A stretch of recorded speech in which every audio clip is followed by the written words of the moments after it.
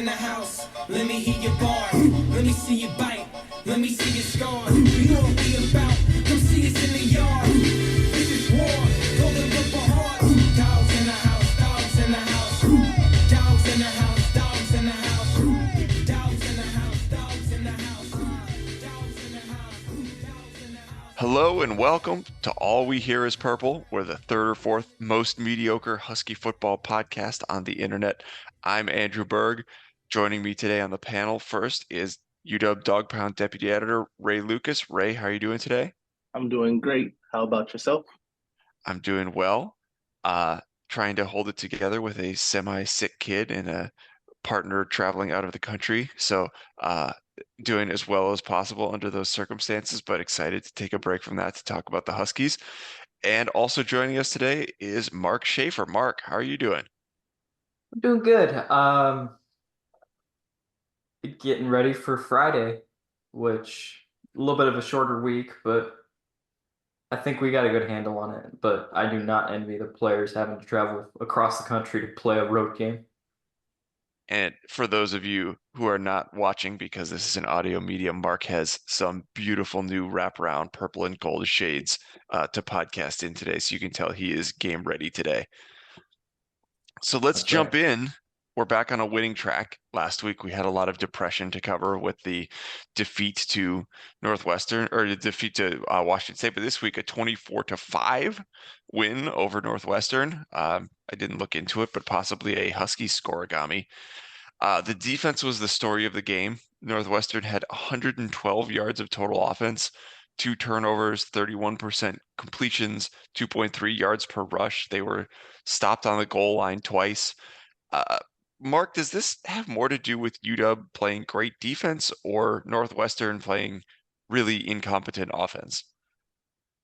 This is going to sound like a cop-out, but I think it's a little bit of both because anytime you have somebody going 8 for 24, some of that has to do with the defense. But if you were watching the game like I was a little bit ago, just to prepare for this podcast, the announcers were talking about the quarterback Jack Lausch was leaving a lot of his options open, like he wasn't looking at them, and they were.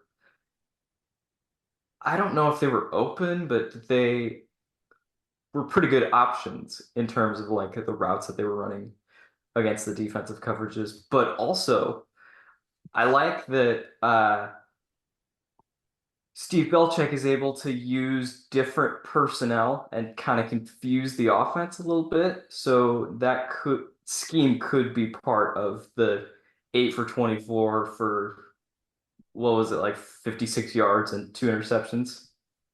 Yeah, it was very ugly output for Yeah. Lausch, 53 yards. I was reminded a little bit of, I watch a lot of North Dakota State FCS football, and they play a few games every year against teams like Towson, or Towson's not even one of the worst ones, but like barely scholarship FCS, or even sometimes like Division II teams or non-scholarship schools, Valparaiso and things like that. And sometimes the quarterbacks in those games, it's like, oh, you just like can't complete a 15-yard pass. It's just, maybe you can make it 1 out of 3 times you can get the ball there accurately, but in game situation, it's just not going to happen. I was surprised because Lausch's numbers in his first game weren't bad. They were kind of respectable when he came in, but again, that was also against an FCS opponent, and looking at playing against even a something between pretty good and very good defense, it wasn't happening. I Maybe you have, you said it's a combination of the defense, and I think what you said about the different looks is a good thought. Like you're keeping offenses on their toes, but like I'm watching this, I have this disconnect in my mind between the defense's stats and their output. They've allowed 2 touchdowns in 16 quarters of football. Uh, and like I watch them play, and I'm just like, it seems like a good offense could take advantage of this defense. Do you feel that way, or am I just being pessimistic about this unit?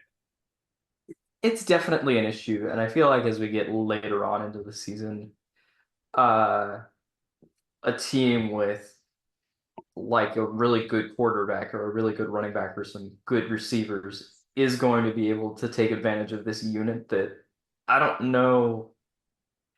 Now, again, I'm not a football coach, so I can't say these things for sure, but I don't know if they've really gelled fully quite yet. I mean, it's we're 4 games in, and this is the first year of a new coaching staff, so it's going to take time. But I do think that once we get to uh, Michigan, USC, maybe even Indiana, they're going to be able to pick apart what we're weakest at. Yeah, I think that's a good point, but it is encouraging the advanced stats on the defense. The EPA margin, expected point added margin, is 11th best in the country. We're third best in the country in EPA against drop back passes, above average on defense, not as or fourth rather, 29th against rushes. The success rate against drop back passes is sixth best in the country. That means like if the certain number of yards they need to get on that down to stay ahead of the chains, we're preventing them from getting that. So like the pass defense has been excellent. But I do think it's a question of whether we can continue getting this kind of pressure on quarterbacks with better offensive lines, or even just a quarterback who can deliver against pressure and deliver more accurately when he's not under pressure, like Lausch did. Ray, I want to talk to you a little bit about the other side of the ball. 24 points isn't great. It seemed like it could have been more, but they kind of ran down the clock a little bit in the second half. The offense definitely had highs and lows. It was another efficient game from Will Rogers, including a really nice long touchdown pass to Denzel Boston that just looked beautiful, dropping it in the bucket. The running back was just okay behind an offensive line that was kind of showing its inexperience a little bit. Some of the low points were a fumbled snap, failing to convert a 4th and 1 in Northwestern's red zone, the safety on the intentional grounding, where it just seemed like the play kind of broke down immediately. Ray, how would you grade this offense overall, and what are some of the areas that you're either really happy about or looking for improvement going into a meatier part of the schedule? Yeah, so I'd say overall grade. I think it's tough to initially it's tough to be overly critical when you look at how uh, dominant UW was in the game as a whole. But then offensively, this really felt like one of those games where a team would hang 30, 40, 50 points on the team because the other team just can't get anything going on offense. So it leads to a whole bunch of possessions for UW. And obviously that did not happen. For a grade though, I think I'll go C plus, and a big part of that was the Will Rogers deep throw to Denzel Boston. And I think there was room for the grade to improve, but the rushing attack was still kind of it was it's we're I feel like we're in a strange place because entering the season and then after the first 2 games of the season, it really felt like this team was going to be powered by the run.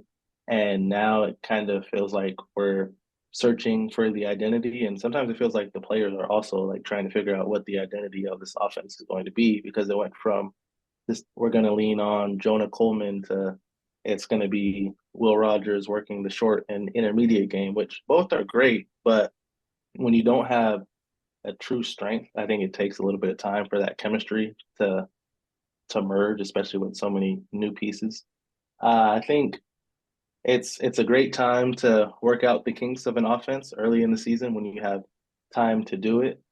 Because if Northwestern was a little bit better, this could have been another loss. And so yeah, I mean, Will Rogers, he's impressed me a lot since the first 2 games. He's really stepped up, and I think that's a huge positive. Denzel Boston's obviously another positive, but then again, it's confusing because I think everyone assumed that Jeremiah Hunter would be that number one guy, and he hasn't really been much of a factor at all in the passing game. And then Giles Jackson was huge in the Apple Cup, and then a little more quiet against Northwestern. So it's trying to find that consistency, and they better find it quick. I think Rutgers, I'm not overly concerned about that one as far as like what their defense can do to disrupt UW, but obviously looking ahead, the game right after, Michigan is very capable of doing that. So we're in an interesting spot. I think maybe I'll go B minus because I don't want to be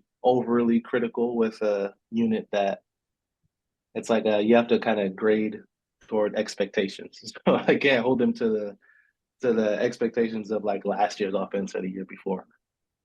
Yeah, that's very true. We've talked before about the pitfalls of comparing Will Rogers to Michael Penix, and I think it's Rogers has played really well. There are times he's not going to be able to make the same magical plays that Penix can make, like big plays down the field that could just make up for mistakes. But I think the point you made about identity is a good one. It's like I'm not really sure what this team, when you really need 2 or 3 yards, you really need a big play. Where are you going with the ball? We saw it in the fourth down in the Apple Cup, running the speed option play for the first time of the season, first time with his unit, first time probably in the quarterback's life. And I had a similar reaction on the third and short early in the second half in this game. It felt like an opportunity to kind of put the game away, put it out of reach for Northwestern. And on this third and short, they run kind of a wild wheel route down the right sideline that wasn't even close to being completed. It seemed like there was maybe a miscommunication between Rogers and the receiver about even where they were supposed to be. It's like that's the end of a really high impact drive. So maybe those are kind of like getting to your spots and having an identity are two sides of the same coin. So I had very similar reaction. It's just like, what is it that we want to be the best at? And I think some of that is the offensive line. Like some of it is we just don't trust that we can block for a short gain when we need to. One other thing, speaking of works in progress, that definitely needs some improvement is kick coverage. That's something we usually spend a lot of time talking about on the podcast, but both the kickoffs and the punts have been troubling. The punts, Jack McAllister not getting a lot of hang time on his kicks. Kick coverage, it seems like the gunners are kind of running all over the place. Elijah Jackson saved a touchdown on chasing down the returner on a long kick return at the 2-yard line, and the defense ultimately stuffed Northwestern on 5 attempts to get into the end zone after a penalty. But it's part of this larger issue around just generally putting ourselves at a disadvantage in field position. Mark, do you have any ideas about what we need to do to fix this? Like, what are is there low hanging fruit that can resolve some of the field position issues and the kick coverage? I I don't want to speculate about kickoffs because we know Grady can put it out of the end zone. You know what I mean? Like he's Yeah. got the leg for it. But punting, it might be an issue of personnel because we've got the bigger guys out there, so you might need because Jaden Green was our long snapper last year, but he was big, but he was fast too. So like you might need those smaller, faster guys like on the line. But again, it's like it's punt coverage. You don't think about punt coverage. So maybe changing up the personnel to get faster guys in there. Yeah, it's tough. Yeah.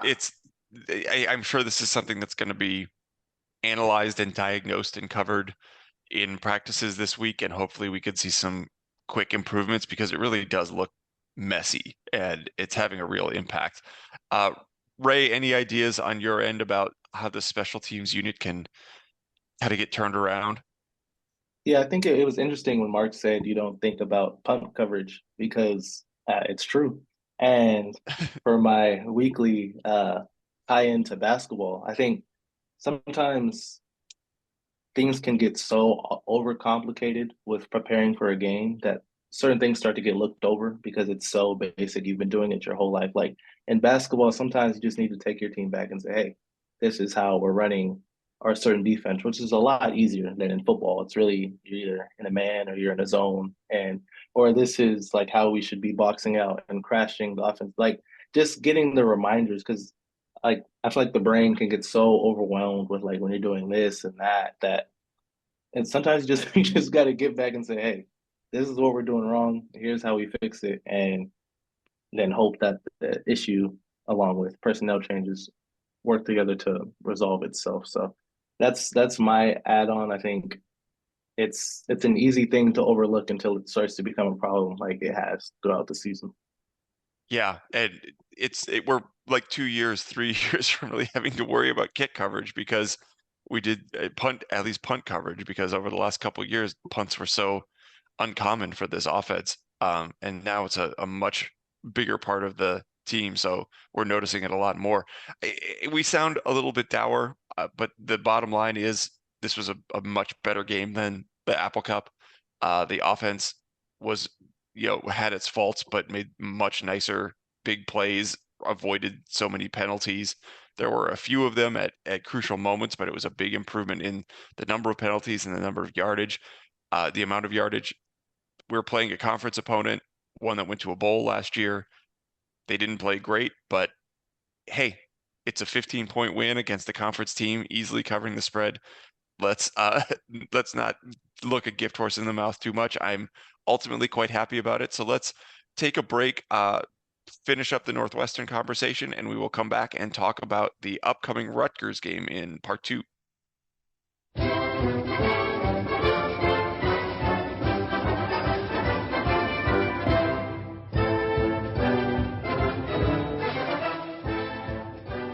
Welcome back.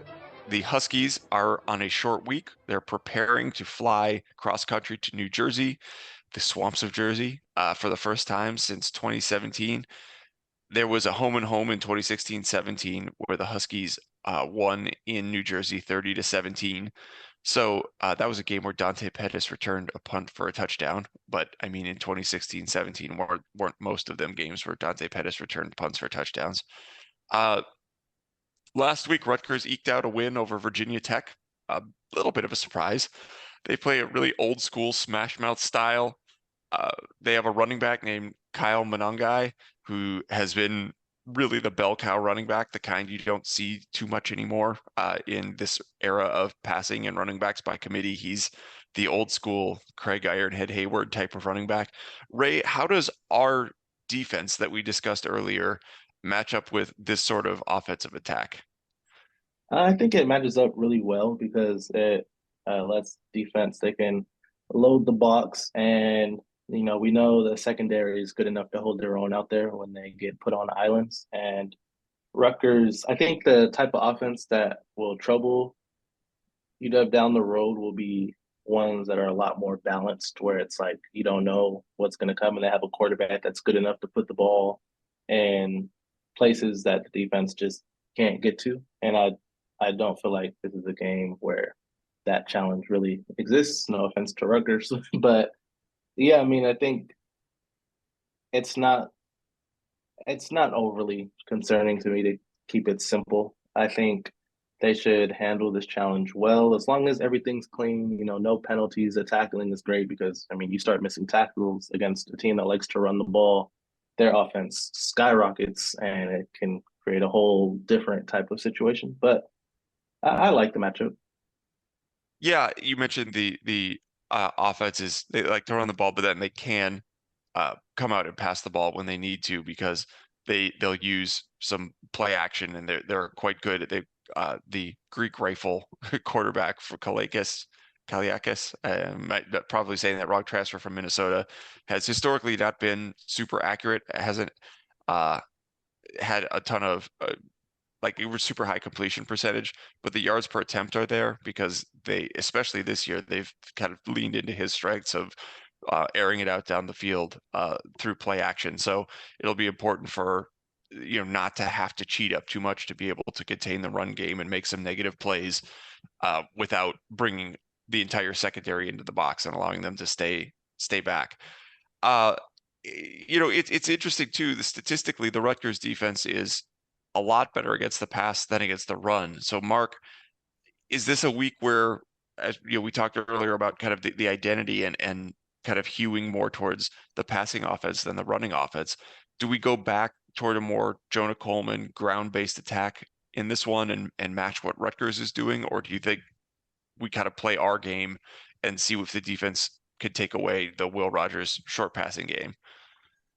I think now I'm all for getting Jonah more involved in the offense, but I don't know if I've seen enough from this coaching staff that where they're just gonna wake up and say, "Hey, this game we got to get Jonah 25 carries." Uh, so I'm not sure, but I would, especially if you have a running back like Jonah Coleman who can. He could shoulder those 25 carries and he can get you where you want to go if you're an offense. But I do think that balance is important if you have a run heavy attack. So you get maybe you try to get Will involved with those RPOs, with those play actions. Because if you're playing off the run, sooner or later they're going to cheat up and they're going to leave the potential for a big play wide open. So that's when you go to like Giles Jackson, Denzel Boston. That's when you go to like your true playmakers on the outside. So yes, I hope they lead on the run. Yeah, I think that's kind of the baseline of this whole offensive philosophy is use the play action, use the run to set up the big pass.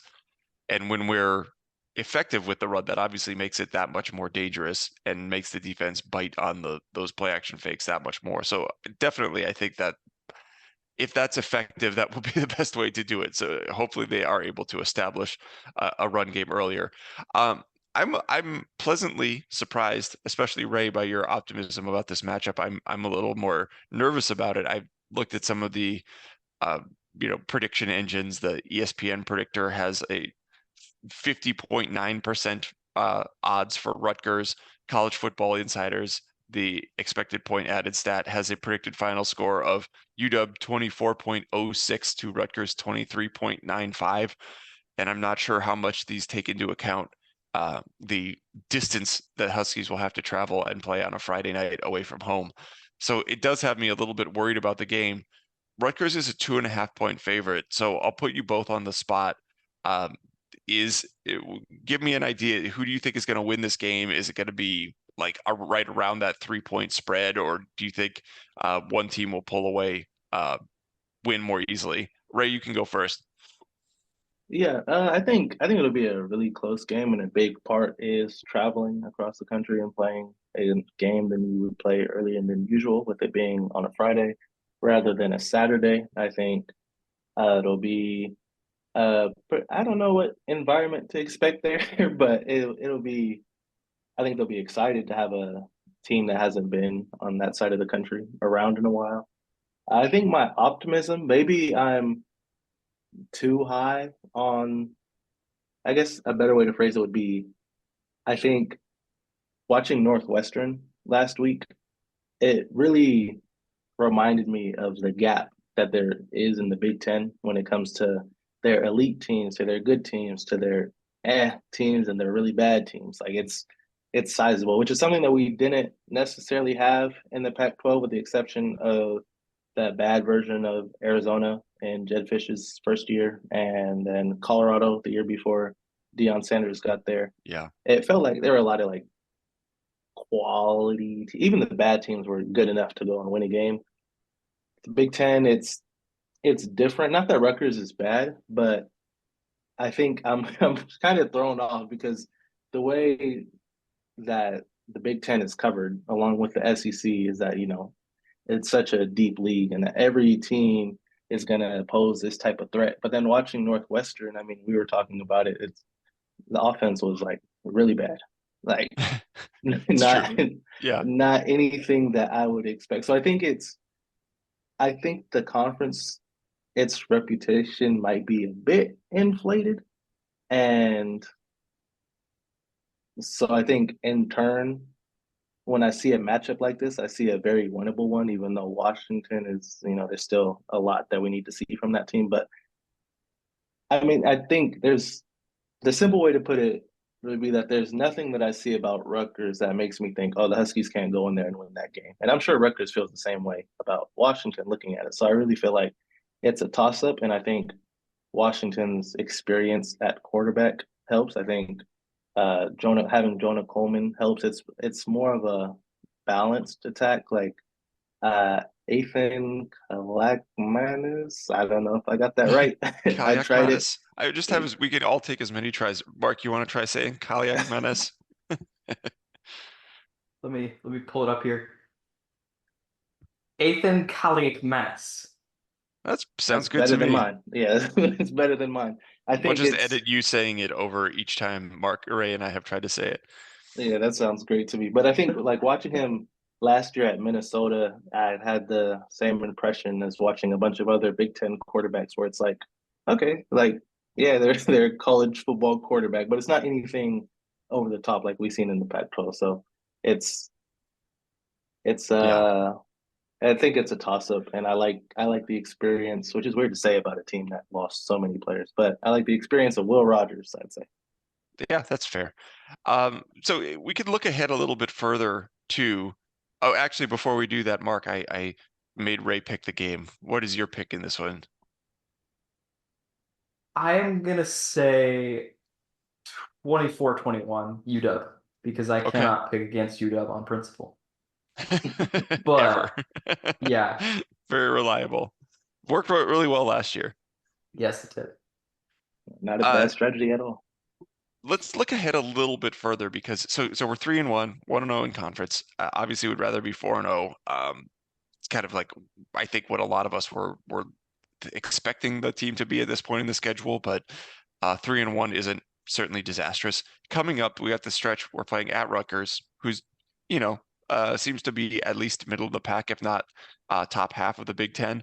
Then we host Michigan, we travel to Iowa, who it's kind of surprising they're not ranked. They were ranked at the start of the year, and the only game they lost was on a 56-yard field goal to Iowa State at the final whistle. Then at Indiana, who seems to be really good. If you go only on resume from this year and not reputation, they are probably one of the 10 or 15 best teams in the country.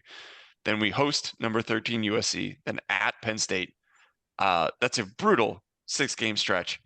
I'm going to give us all an opportunity to revise our preseason win expectations. After that 6-game stretch, it's hosting UCLA and then playing at Autzen to round out the year. So the rest of the year, we play teams currently ranked 12th, 13th, 9th, and 8th. And I don't know if I've seen anything from this team to make me believe that we're going to dominate a bunch of teams ranked in the top 12 or 13 in the country.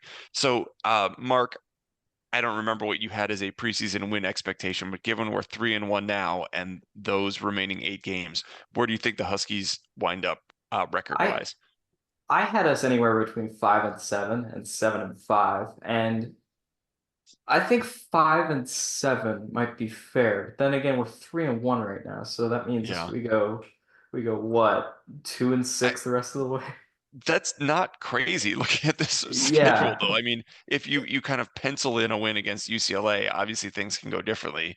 And then, at Rutgers, at Iowa, at Indiana are not easy games, but those are the only other games against teams that aren't ranked in the top 13 in the country right now. So, And I just looked, Andrew.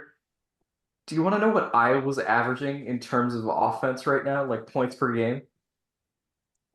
what is 25, the Brian Ferentz number? They are not. They're averaging over the Brian Ferentz number. Wow, that's They are averaging 32 points a game. not bad. I watched some of the highlights of the Minnesota game last week and was pretty impressed. I know that their running back is legit. Like if they can make teams respect the pass even a little bit, he's like a Big Ten Player of the Year candidate probably. An Um, Iowa team averaging over 25 points is a team that everybody should be scared of. yeah, I don't know how this team. I guess the strength of schedule hasn't been outstanding, and you could say the same for Indiana. And maybe those teams will look a lot different after they've played a couple of ranked or borderline ranked teams. Yeah, I But just looked in before us. Iowa has Ohio State. yeah, so maybe they'll have a look back game. They'll still be smarting from a beatdown against the Buckeyes, but who knows? Ray, how about you? Are you still feeling good about bowl eligibility here, or is there concern about the rest of the schedule? Yes, everything I said about the Big Ten being inflated, that message was not to any of these teams. that Yeah, was right. that was about the teams that come, well, mainly Northwestern. I just didn't want to single them out. I do not feel good about bowl eligibility because I think the Washington State game was pivotal toward getting there. I mean, Friday is it could easily be a loss, even though I'm predicting a win. And I mean, Michigan and Iowa, I think those are games where we could see a lot of Damon Williams because even though Will Rogers has been playing well, he's going to be running for his life more likely than not. And they're going to need to. I don't think it'll be a substitution based on him struggling. I think it'll just be, hey, we need to be able to try to move the ball downfield without our quarterback getting clotheslined every play. And Yeah, then it is Indiana, scary. yeah, it's tough stretch alone with those two games. Then Indiana playing great, well coached. That's on the road. USC's defense looks amazing, even though they lost against Michigan. They're very close to winning that game despite how bad they played. Yeah. I said Penn, before the year, if USC could even get to average defensively with a Lincoln Riley offense, that's a scary combination. And it looks like they are like above average defensively. yes, they played better on defense than they did on offense last game, which I know has to do with Michigan's defense, a lot of it. But I was pretty impressed. Besides, they gave up a couple long runs, but the offense was doing them no favors in that game. Penn State on the road, forget about it. So even if Penn State wasn't as good as they are, I don't I don't know if they'll lose a game at home this season. I like UCLA. I think that I like that as a win. So far I've convinced myself on one win, maybe two with Indiana. It just depends on how they look and how we look when that time comes around. And Oregon on the road, as much as I hate to say it, I do not like that one. I think that's one where um, Dan Lanning, if he has the opportunity, he will make Husky fans very mad by what he will do to the scoreboard. So yeah, Yeah. it's a tough tough stretch. Yeah. Oh, I think I am not looking forward to that. Indiana is a big one because I think that was a game we'd all kind of assumed before the year was probably a win, and it doesn't look as likely to be a win now. It looks at best kind of like a toss up on a road game. So that will be a big game. The Penix Bowl. See who can come out of that with what will probably be a crucial win either way. And Kurt Cignetti's a hell of a coach, so winning that game would not be it would be meaningful, even if it's Mm-hmm. not a team with a lot of football history. Um, I think we're a little pressed for time today. I just want to give a quick note on a couple of games outside, and feel free to jump in if you have any comments here. Our old friends Utah pulled out a big surprise win over Oklahoma State without Cam Rising. It's a big game for Micah Bernard. Probably puts Utah in the driver's seat as the Big 12 favorite. I think a lot of people had them there at the start of the year, but without Rising, probably less confidence about that. Either of you want to pick against Utah in the Big 12? Not at all. Nope. And Illinois, talking about this middle class of the Big Ten, is now 4-0 after beating Nebraska in a close game. Luke Altmaier quietly becoming something more than just another Big Ten quarterback. As Ray alluded to earlier, he actually looks like maybe one of the top 3 or 4 quarterbacks in the conference, which changes the calculus for Illinois. And Nebraska's a real team, so that's a legitimate win. That's 2 real wins for Illinois already. So good for them. They're not on our schedule, but this is a team that might end up winning like 8 or 9 games this year. Either of you have any thoughts on Illinois? I think Matt Uh, Rule blew that game for Nebraska. Sorry, Ray, go ahead. oh yeah, I think. Well, yeah, that too. Really impressive win. That team has surprised me, but maybe I shouldn't be surprised because they showed it was like a big clog in the Big Ten West, I think it was last year. And The legends and the leaders. yeah, it's like I can't remember how they classify it, but there was like a huge clog of teams that like could have won the division and got to the conference championship and didn't. So it's it's interesting seeing them break out and like avoid. I mean, they wouldn't get that situation now, but Right. But the other side of it is you don't get to go to the conference title game and get obliterated by Michigan or Ohio State, but you do still get to contend possibly for the college football playoff if you win 10 games or something without going to that conference championship. Let's wrap it up there. Go on to our recommendations and plugs. I think we before we started recording, we had a kind of internal recommendation as Mark, producer Colin, and I all reminisced about Billy Joel concerts at various times in our lives. And Ray said, I don't know who Billy Joel is, or he said he heard the name. So we internally are recommending Billy Joel to Ray, for better or worse. We may end up hating it, but at least you could say you could check that off on your cultural bingo card. Ray, do you have anything you want to recommend to the listeners or even to us? I'd say so a football related one. If Colorado's playing, just turn on the game because you really never know what's gonna happen. I mean, we watched this team drop a potential game tying touchdown only to throw a game winning or a game tying touchdown on the very next play. It's chaos whenever they play somehow, some way. But for my non-football one, I'm sticking with food, and it's starting to become a problem at this point. I I stopped at Chick-fil-A with my girlfriend, and there was, I believe it was a banana pudding milkshake, and Oh, that thing was really good. I knew it would be good just based off the name, but then trying it, it was even better than expectations. So I'm gonna stay on brand and go with food. Actually, no, I did a Kendrick one not too long ago, so you could I'll go back to throw a food. Kendrick one in every week. I don't think it, well, I'm not going to object to it. Yeah, Drake might, but it's okay. my wife's in the US right now for work and went by she said that her connecting gate in the DC airport was right next to a Chick-fil-A. So I had great envy and only making it worse now. I live in a country where fried chicken is essentially non-existent. But anyway, enough about my fried chicken woes. Mark, what do you have to recommend? I can't say that I have anything this week, but shout out to Isaiah Ward, who Yeah, after he had a sack near the end of the second quarter, he hit the Hadouken from Street Fighter 2 yes, for his I did sack notice that. That celebration. was I a good thought that one. was funny. No, this isn't our football section. Ward has been impressive. He can really move for a guy his size. I like him. Yeah, he's gonna be really good. Yeah. Can we I'm gonna celebrate? recommend. Oh, I'll let you go Go. first. No, this is more important. Oh, I was gonna say, can we celebrate the fact that like fun celebrations in college football have returned? It felt like they kind of just creeped up and then they're full blown now. I mean, players are doing whole dances and routines and all Yeah. that. So it's great. I listened to a English Premier League football podcast a couple weeks ago was talking about how so many players are doing the Archer celebration after scoring goals, and I was like, I could tell you where that came from. Or at least no one of the places that contributed to that, and it's not just Michael Penix, but also Fernando Rodney. I don't know if there's somebody who predates Fernando Rodney doing that, but that was the first guy I remember seeing do it. Um, I was going to recommend the YouTube series on the Reform Party made by John Boyce and the Secret Base group. They're always entertaining and funny. The one they did on the history of the Mariners was great. The Minnesota Vikings was great.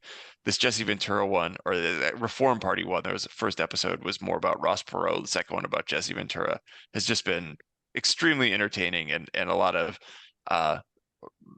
lot of nostalgia for me as somebody who grew up first listening to Jesse Ventura commentate WrestleMania 2, 3, 4, 5, but then watching him become governor of the state next door to me. They said at one point in this, Jesse Ventura's speaking voice sounds like an idling Harley Davidson. I thought that was such a wonderful description of him. I loved it. It's easy to find and highly recommended. Anyway, that's it for this week. Big game this week on the road. Everybody, good luck to the Huskies. Hopefully we'll have Cody Pickett on next week to talk about it. In the meantime, thanks for listening and go Dogs. Go Go Dogs. Dogs.